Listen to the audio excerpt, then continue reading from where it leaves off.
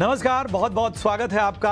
आप देख रहे हैं स्वदेश खबर और स्वदेश खबर में हर दिन की तरह आज एक विशेष चर्चा शुरुआत में हम करने वाले हैं और ये चर्चा होने वाली है बाजार, ब्रोकरेज और रिटर्न और इसके चुनावी कनेक्शन के बारे में। जी हां, रणनीति इस एक हफ्ते की खास तौर पर हम बनाएंगे।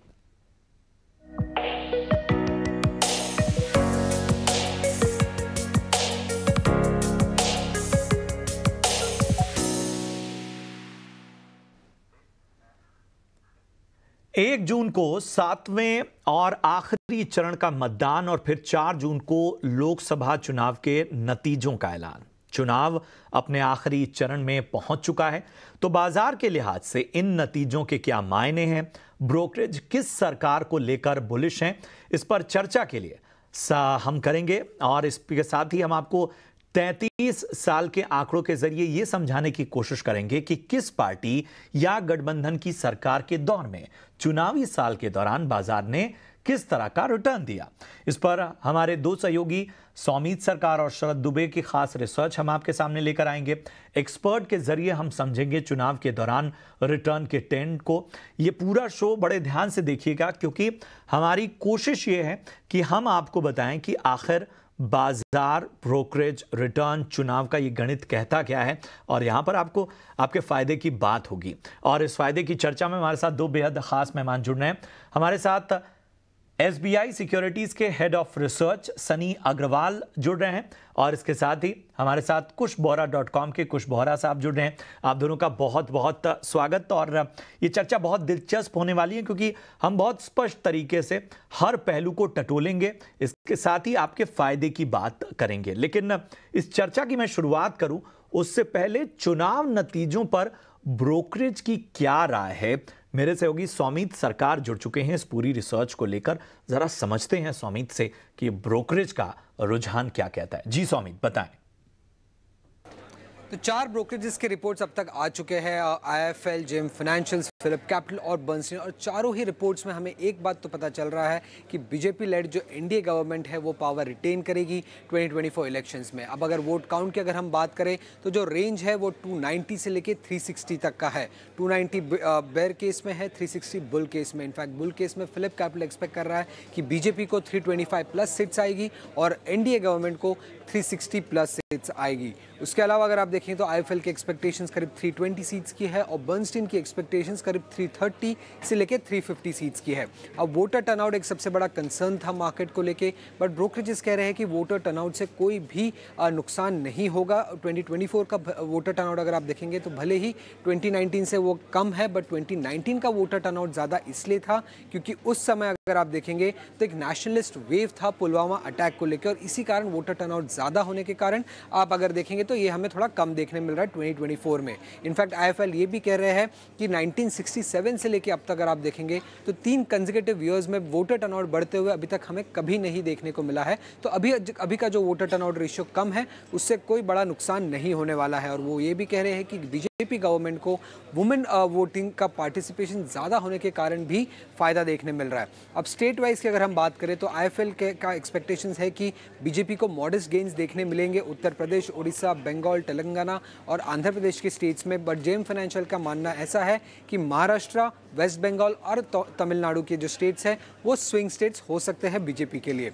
अब इलेक्शन के बाद क्या, उसमें बंसिन का मानना ऐसा है कि इलेक्शन के बाद 100 डे एजेंडा जो आएगा बीजेपी का उस पर ध्यान रखना होगा और बजट पे ध्यान रखना होगा। उसके साथ इलेक्शन के बाद मार्केट का फोकस जो है वो मैक्रो, अर्निंग्स और वैल्यूएशन पे शिफ्ट हो जाएगा। जेम फाइनेंशियल को स्टॉक स्पेसिफिक या सेक्टर स्पेसिफिक अगर हम देखें तो डिफेंस और कैपिटल गुड्स स्टॉक्स पे ज़्यादा अपॉर्चुनिटी देखने मिल रही है, जबकि वो ये भी कह रहे हैं कि बैंकिंग स्टॉक्स और FMCG स्टॉक्स की वैल्यूएशंस अब कम है। बट उनका मानना ऐसा है कि अब से आगे चल के जो रैली होगी वो लार्ज कैप लीड करेगी, स्मॉल और मिड कैप नहीं लीड करेगी। और फिलिप कैपिटल ये कह रहे हैं कि अगर मार्केट में करेक्शन देखने को मिला तो उस करेक्शन में किसी भी इन्वेस्टर को और शेयर्स खरीदने चाहिए, ऐसे फिलिप कैपिटल का मानना है। बहुत बहुत शुक्रिया करेंगे सौमीत आपका, और बहुत ही बेहतर तरीके से तमाम तस्वीर सामने रख दी आपने। बड़ा दिलचस्प है ब्रोकरेज सीटों को लेकर आकलन, सरकार के 100 डे एजेंडा और बाकी सभी फैक्टर्स को फैक्टर इन करके एक ऐसी तस्वीर आपके सामने रख रहे हैं जो मार्केट के लिए बेहद आवश्यक है। अब बाजार को अगर हम देखें, एक तरफ हम देखते हैं कि अगर पूरे बाजार में 30 दिन में बाजार ज़्यादातर समय चल रहे हैं, गिरावट या करेक्शन जो आ रहा है वो आमतौर पे चुनावों से पहले इस तरह का करेक्शन दिखता है, क्योंकि फेज वाइज हम साफ तौर पर अलग अलग तरह के नैरेटिव सामने देखते हैं। हम ये भी मानते हैं कि बाजार कई तरह के सेंटिमेंट पे चलता है और चुनावों के दौरान ये सेंटिमेंट अच्छे, बेहतर, बदलते हुए नजर आते हैं। अब जैसा कि मैंने आपको पहले ही परिचय कराया, कुश बोहरा और सनी अग्रवाल हमारे साथ इस चर्चा में जुड़ रहे हैं। कुश, मैं आपके पास सबसे पहले आना चाहूंगा। जाहिर सी बात है कि ये जो तमाम ट्रेंड्स हम देख रहे हैं, चुनावों को लेकर सबकी अपनी रणनीति है। ऐसा नहीं है कि ऊपरी स्तरों पर दबाव नहीं है, ऊपरी स्तरों से हमें दबाव नजर आ रहा है। अब यह है कि यह दबाव कहां से नजर आ रहा है।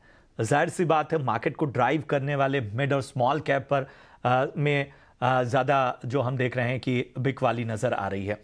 लेकिन एक जो नैरेटिव है कि एफआईआई से सपोर्ट मिल रहा है या नहीं, हम ये देख रहे हैं कि ये सपोर्ट मिल रहा है। लेकिन इस तरह के ट्रेंड्स हम पिछले चुनावों में भी देखते रहे हैं।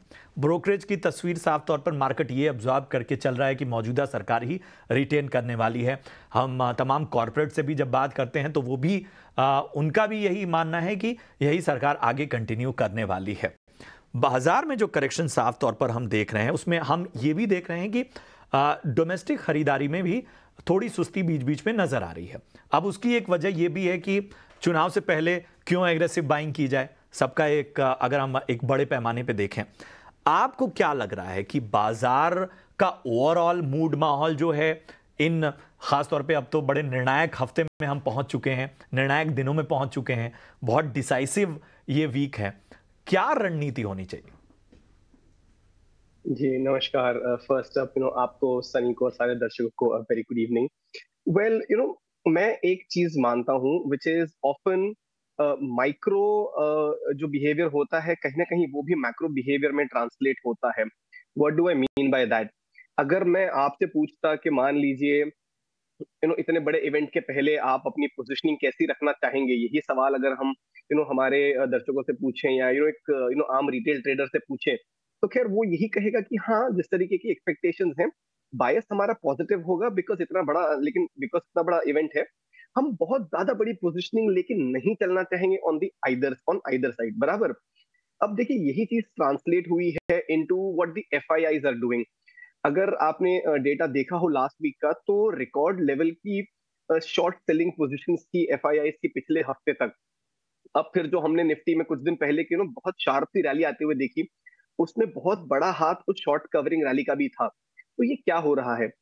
बड़े इवेंट के पहले जो पोजीशंस हैं उनको बड़ी न्यूट्रल वे में रखा जा रहा है।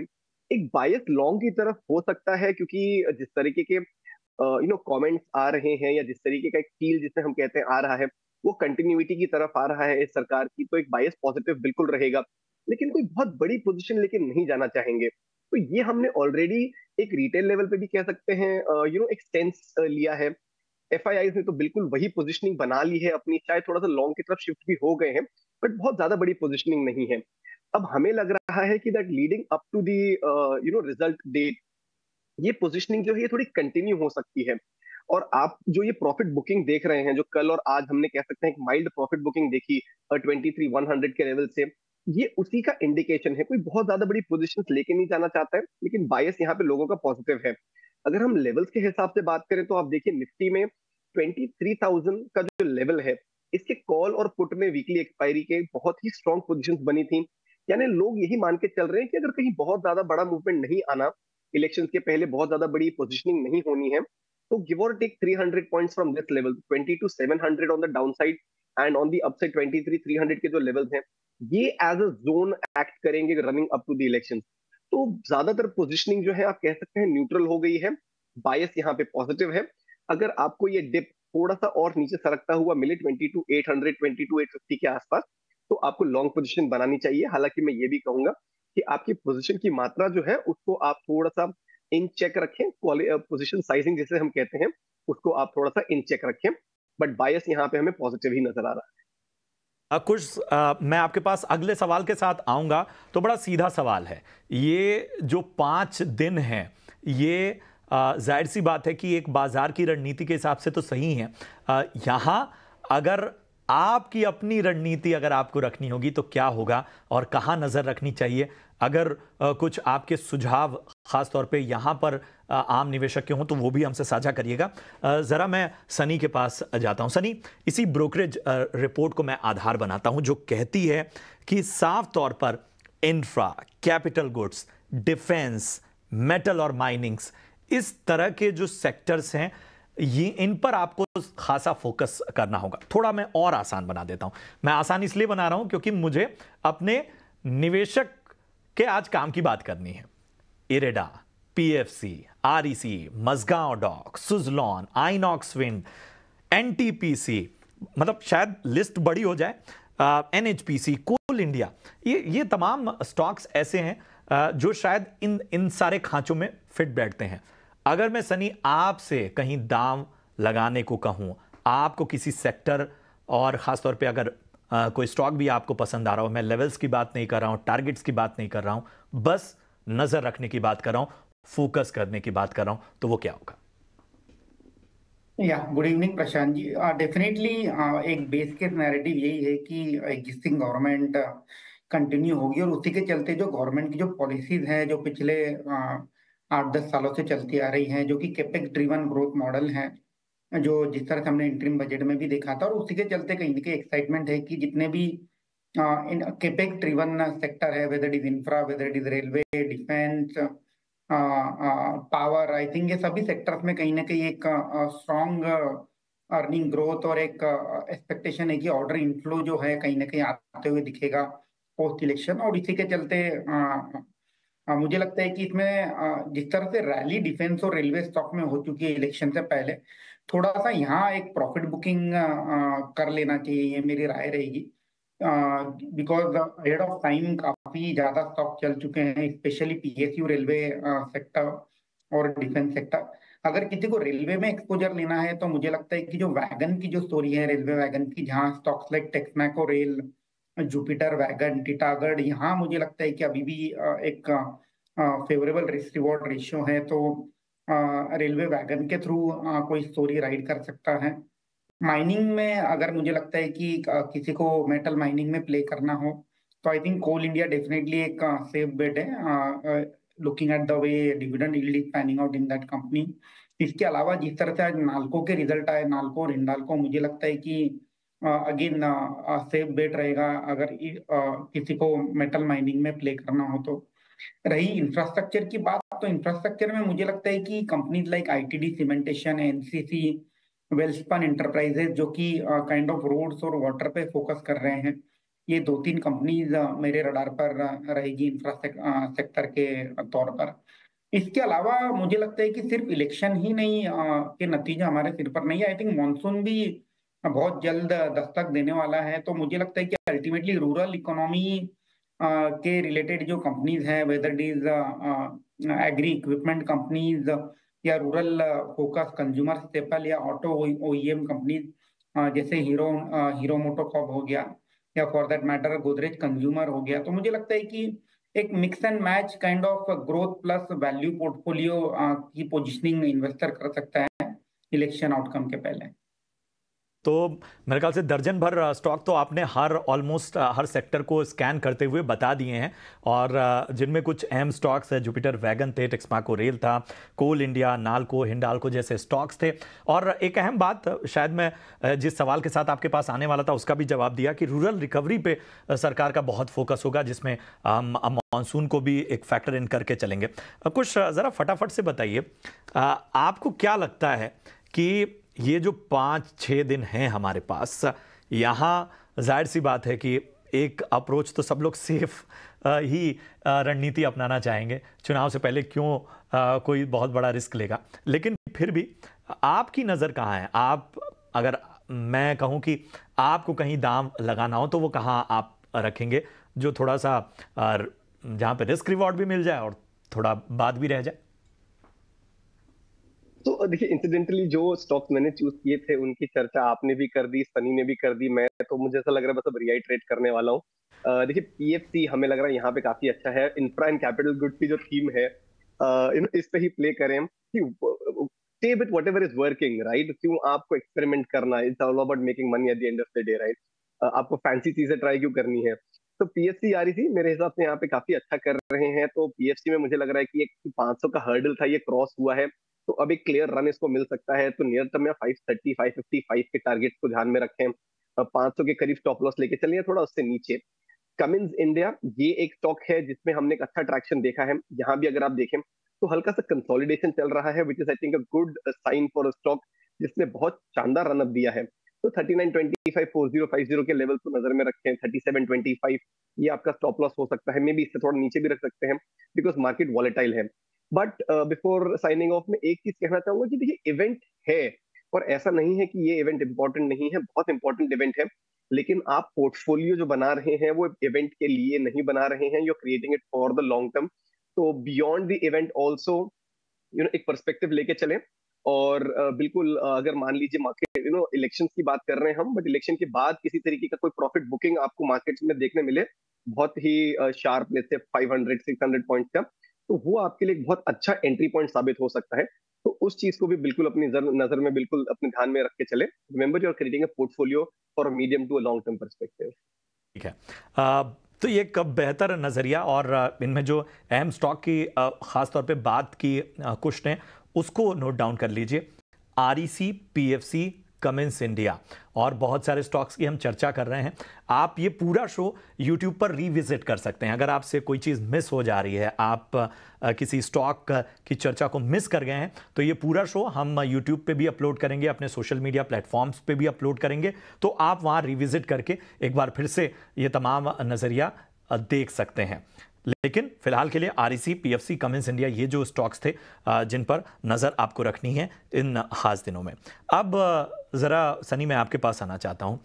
उन ख़ास स्टॉक की मैं चर्चा करना चाहता हूँ जिनमें एक कह सकते हैं कि एक वापसी की तैयारी भी हो रही है, वापसी की बड़ी उम्मीद है, ऑप्टिमिस्टिक होकर देखा जा रहा है। खासतौर पर उनमें टेलीकॉम सेक्टर बहुत इंपॉर्टेंट है, और जिन स्टॉक्स की मैं चर्चा कर रहा हूँ, वोडाफोन आइडिया, इंडस टावर, अब इसमें मैं ख़ासतौर पे रिलायंस को भी ऐड कर, रिलायंस इंडस्ट्रीज़ को भी ऐड कर रहा हूँ, जिसमें हम जियो फिनांस और बाकी स्टॉक्स को भी देखते हैं। और भारतीय एयरटेल के बिना तो चर्चा अधूरी है। क्या रणनीति बन रही है, आपको क्या लग रहा है? और ये मैं चुनाव के बाद वाली रणनीति की बात कर रहा हूं, इन स्टॉक की खासतौर पे। या डेफिनेटली प्रशांत जी, जिस तरह से क्वार्टर 4 के नतीजों के बाद कंपनी ने कहीं ना कहीं एक डिसीजन भी दिया है कि जो टेलीकॉम के टैरिफ है इंडिया में वन ऑफ द लोएस्ट है, और पोस्ट इलेक्शन ये एक्सपेक्टेशन है कि 10 से 20% के बीच में डायरेक्टली इनडायरेक्टली कहीं ना कहीं हम आरपू जो मंथली जो टेलीकॉम के पैकेजेस होते हैं उसमें कहीं ना कहीं इंक्रीज होते हुए देखेंगे।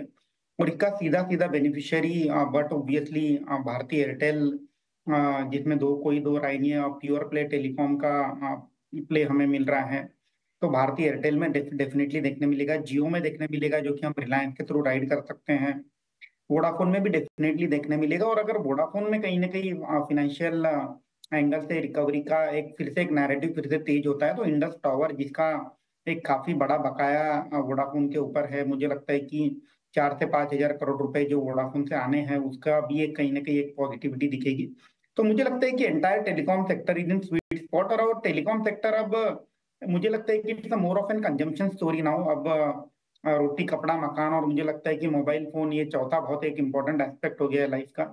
और इसमें अब आप बोलते हैं ना कि जिस तरह से एक 2.5 प्लेयर या 3 प्लेयर की अब इंडस्ट्री है, तो मुझे लगता है कि अब प्राइस हाइक लेना कोई यहाँ से कोई बड़ी बात नहीं रहेगी। And at the same time ये जो सेक्टर ये शॉर्ट टर्म के नजरिए से नहीं, इनफैक्ट लॉन्ग टर्म के नजरिए से भी काफी एक अच्छा बेहतरीन रिटर्न देने का पोटेंशियल रखता है।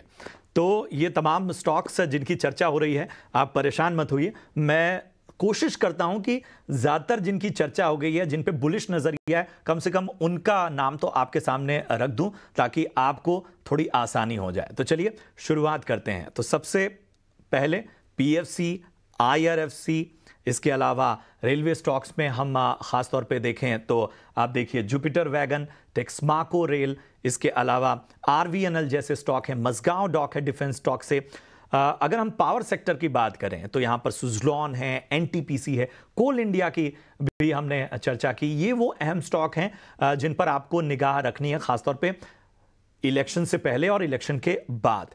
अभी हमने थोड़ी देर पहले चर्चा की सनी से टेलीकॉम सेक्टर की, और उसमें जिन जिन स्टॉक्स की चर्चा की वो आपके सामने लेकर आते हैं। Vodafone idea, Indus tower, Airtel, ये तमाम स्टॉक्स हैं जहां पर आपको नजर रखनी है। मेटल और माइनिंग में देखिए हिंडाल्को, वेदांता, ये सब स्टॉक ऐसे हैं। नाल्को एक अहम स्टॉक है जिसकी हमने आज चर्चा की, और जैसा मैंने आपको कहा कि आप इन स्टॉक्स को दोबारा भी रिविजिट कर सकते हैं यूट्यूब पर और सोशल मीडिया प्लेटफॉर्म्स पर। यह चर्चा हम अपलोड करेंगे।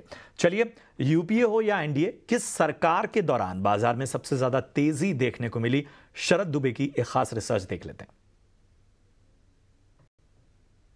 जी बिल्कुल, मार्केट्स और इलेक्शंस इन दोनों पे हमने पूरी रिसर्च की है, और ऑफ कोर्स 1980 से डेटा हमने लिया है, और चुनावी साल में जो है बाज़ार का कैसा चाल रहा है उस पे हम फोकस करेंगे। और याद रखिए 10 बार में से 8 बार जो है पॉजिटिव रिटर्न जो इलेक्शन ईयर है वहाँ पे हमें देखने मिली है। 1991 में अधिकतम 82% का जो है गेन्स आया था। याद रखिए उस समय बड़े रिफॉर्म्स भारत में अनाउंस किए गए थे। और इसके अलावा चुनाव के साल में जो औसत रिटर्न आती है वो देखें तो लगभग 20% से ज़्यादा का देखने मिलता है। ये तो थोड़े हम कह सकते थोड़े आंकड़े हुए, लेकिन चुनाव और सेंसेक्स इनका क्या रिलेशन रहा है, हमने जो है पिछले 12 इलेक्शंस के डेटा निकाले, और यहाँ पे देखिए कि हर साल पॉजिटिव रिटर्न आया सिवाय 96 और 98 के। इसके अलावा आप देख सकते हैं कि बड़े रिटर्न्स 91 और 2009 में जो है देखने मिले हमें।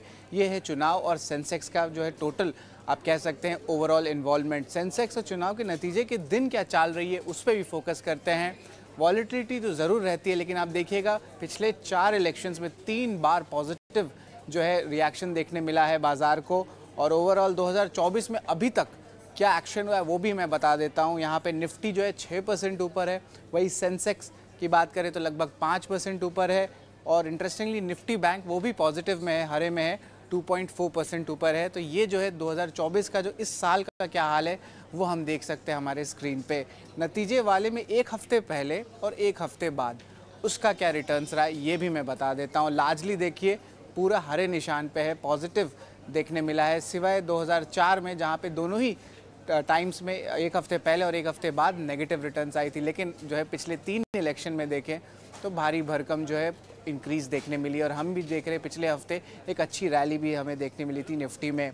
अब हम बात करते हैं कि 2 सेपरेट गवर्नमेंट्स आई थे 2004 से। अगर हम अपने एनालिसिस करें, सबसे पहला एनालिसिस 2004 और 2009 में यूपीए का पहला गवर्नमेंट और दूसरा गवर्नमेंट का है, और उसके बाद एनडीए का है पहला वाला और दूसरा वाला। यहाँ पे भी आप देख सकते हैं कि ऑलमोस्ट 97% रिटर्न और 58% रिटर्न एनडीए में देखने मिला है, और जो यूपीए की जो पुरानी गवर्नमेंट्स थी उनके हिसाब से भी 74% और 162% का ग्रोथ देखने मिला है। वो ओवरऑल कहेंगे चुनाव के समय जो है बाज़ार जो है लार्जली पॉजिटिव बायस के साथ ट्रेड करता है, और 3 या 4 महीने बाद 6 महीने बाद एक्सपर्ट्स कहते हैं कि वो जो इम्पैक्ट है इलेक्शंस का वो भी वेयर ऑफ हो जाता है। और यहाँ पे जो है एक इम्पॉर्टेंट डेवलपमेंट देखने मिलती है इलेक्शंस और मार्केट्स की। बिल्कुल, बहुत बहुत शुक्रिया शरद आपका। और चलिए, अब थोड़ा समय कम है, फटाफट से अपने दोनों एक्सपर्ट के पास चलते हैं। कुछ सबसे पहले मैं आपके पास आना चाहूँगा, बताइए आपकी इस चुनावी रिकमेंडेशन आपकी क्या होगी, कौन सी स्टॉक्स आपके पसंद हैं? तो देखिए, जैसा अभी हमने डिस्कस किया, पीएफसी और कमेंस इंडिया, ये 2 स्टॉक्स हैं जिनको आपको अपने रेडार पे रखना चाहिए। लेकिन एक स्टॉक जो मैं कह रहा हूँ इलेक्शन एंड बियॉन्ड के हिसाब से आपके रेडार पे होने चाहिए, वो है जियो फाइनेंशियल। किसी भी तरीके का आपको डिप अगर मिलता है यहाँ पे 335-40 के करीब, तो वो भी एक्यूमुलेट करने की अच्छी अपॉर्चुनिटी होगी। But PFC and Cummins India particularly elections के पर्सपेक्टिव से आप अपने रेडार पे बिल्कुल रख सकते हैं। तो पीएफसी और आरईसी के अलावा जियो फाइनेंस, एक बोनस शेयर भी आपको चुनाव के लिहाज से मिल गया है। चलिए सनी, आप फटाफट से बताइए आपके रडार पे कौन से स्टॉक हैं? मेरे रडार पर बेसिकली 2 स्टॉक है। एक है ग्लैक्सो फार्मा, काफी अच्छे नतीजे आए थे Q4 के, और एक काइंड ऑफ डिफेंसिव प्ले भी देता है in a current volatile environment. Short term और लॉन्ग टर्म दोनों के लिहाज से अच्छा लगता है। स्टॉप लॉस रहेगा 2300 का, और price target 2650 in short term, और लॉन्ग टर्म के लिहाज से डेफिनेटली 15-20% केगर की कंपाउंडेड एनुअल ग्रोथ रेट की स्टोरी है। और दूसरा मेरा पिक रहेगा Hero MotoCorp, again kind of rural bet, जहाँ मुझे लगता है कि पोस्ट गवर्नमेंट का फोकस भी ऑटो सेक्टर पे काफी है, रूरल फोकस बजट भी रहने की उम्मीद है। तो इसी के चलते शॉर्ट टर्म के लिहाज से 5400 का टारगेट और स्टॉप लॉस ऑफ 5050। चलिए, बहुत बहुत शुक्रिया करेंगे सनी आपका, और इसके साथ ही कुश आपका भी बहुत बहुत धन्यवाद। शानदार चर्चा रही। उम्मीद करते हैं कि हमारे निवेशकों की तमाम काम की बातें जो हमने सामने रखी वो उनको बेहतर रणनीति बनाने में मदद करें। हमसे जुड़ने का और इस खास विश्लेषण का बहुत बहुत शुक्रिया आप दोनों का। तो इस चर्चा में इतना ही, लेकिन एक अहम खबर के बारे में हम आपको बताते हैं, और ये खबर बहुत अहम है, खाने पीने की चीज़ों से जुड़ी हुई। इसको लेकर सरकार काफ़ी गंभीर है, चीनी को लेकर साफ तौर पे। क्या है खबर, बता रहे हैं समीर दीक्षित। आपके खान पान की चीज़ों में जो एडेड शुगर कंटेंट है या फिर जो सॉल्ट है, नमक है, इसकी मात्रा क्या होगी, इसको लेकर के सरकार नई गाइडलाइंस जल्द जारी कर सकती है। दरअसल NIN, national institute of nutrition, जो कि स्वास्थ्य मंत्रालय के साथ मिलकर काम करती है, ICMR बैक्ड संस्था है, इसने एडेड शुगर कंटेंट को लेकर के नई परिभाषा, नई गाइडलाइन दी है, और इसको लागू करने पर सरकार फिलहाल विचार कर रही है। और इसमें इस बात का सीधे तौर पर जिक्र किया गया है, चाहे वो फूड या बेवरेज हो, इसमें एडेड शुगर कंटेंट जो है उसका कैलोरी से कोई संबंध नहीं रहेगा। यानी कि अभी का जो सिस्टम है, जो फॉर्मूला है, उसमें ये देखा जाता है कि अधिकतम कितनी कैलोरी आप कंज्यूम करते हैं और उसी आधार पे एडेड शुगर कंटेंट की मात्रा तय की जाती है। लेकिन नए सिस्टम में या नए फॉर्मुलेशन में इसका कैलोरी से संबंध नहीं रहेगा। सीधा ये जिक्र रहेगा कि प्रति 10 ग्राम 100 ग्राम में आप अधिकतम कितना एडेड शुगर कंटेंट मिला सकते हैं। इसमें जिक्र इस बात का किया गया है, गाइडलाइंस में इस बात को आगे रखा गया है कि आप जो अगर फूड है उसमें 5% तक एनर्जी जो है वो एडेड शुगर कंटेंट से ले सकते हैं प्रति 100 ग्राम, और मैक्सिमम 10% टोटल शुगर से आप एनर्जी कंज्यूम कर सकते हैं। जबकि बेवरेजेस में इसके एडेड शुगर कंटेंट की मात्रा निर्धारित की गई है 10%, और टोटल शुगर कंटेंट से जो एनर्जी कंजप्शन है उसकी मात्रा निर्धारित की गई है 30%। तो ये एक नई फॉर्मुलेशन या नई गाइडलाइन पर सरकार फिलहाल विचार कर रही है।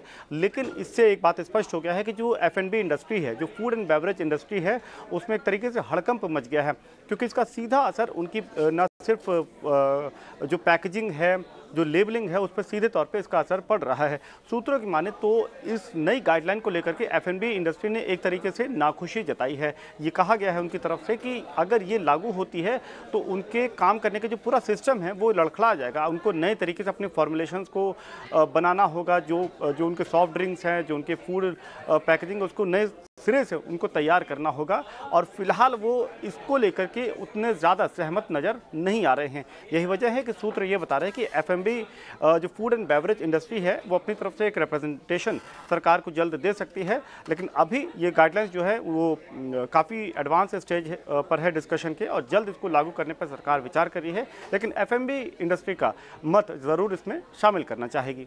बिल्कुल, बहुत बहुत शुक्रिया करेंगे समीर आपका। और ये तो खबर आपने देखी। कल शाम 5 बजे, यानी बुधवार शाम 5 बजे, हम इस पर एक विशेष चर्चा, विशेष विश्लेषण लेकर आएंगे। वो देखना मत भूलिए। चीनी कम, कल शाम 5 बजे।